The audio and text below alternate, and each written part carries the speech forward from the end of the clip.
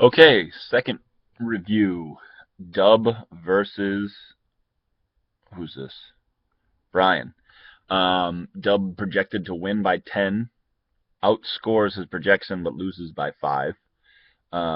Starts Eli Manning, who's projected to get 14, gets 23, so that's sweet. But Russell Wilson, who Brian got for me in that straight up Romo trade, which has been working gangbusters for him, puts up 37, huge.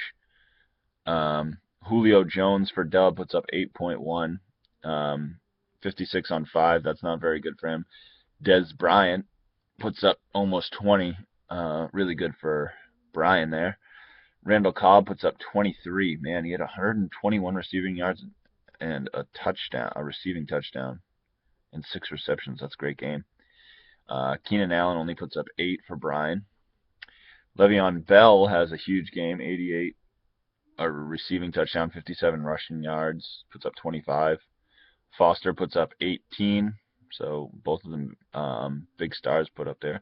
Fred Jackson got hurt and wasn't playing very well in general. Only puts up 4.3. Dub's gonna have to figure something out there. Stewart, that's terrible for a running back too for Brian. He only puts up 6.7. Reed in tight end puts up almost 8, which is pretty close to projections. 54 and 5. Heath Miller only puts up 1.8. They just don't use him like they say they're gonna down there. Andre Johnson for Dub puts up 10.2. Malcolm Floyd for Brian puts up 12.2. And the kickers in the defense are roughly a wash. Sweesham for Pittsburgh had 14.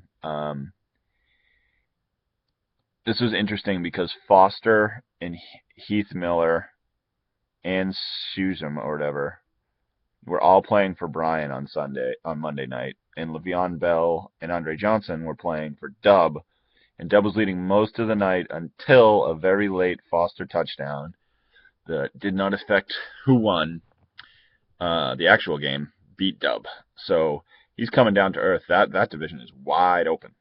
Um, let's check out the bench here. Could anybody have done anything to change anything? I'm sure. Let's see. Oh yeah, frickin' Dub. Bradshaw. So you started Fred Jackson over Bradshaw versus Minnesota's defense. Bradshaw, Cincinnati. I guess maybe I would have made that call. I don't know. I Bradshaw's been on fire. I would have definitely started Bradshaw in either my flex or my running back too. Obviously, you're going to start Bell. Had you done that, you would have won no matter what. But then again, let's see here. Who has any big points? Stafford is the only big points on Brian's bench, and he wouldn't have won if he did it with Nelson. So, in terms of actually winning, the one Dub pretty much blew it. I think he's getting in his own head. He's falling back to the pack. He's not thinking elite anymore. He's going to blow it in the playoffs.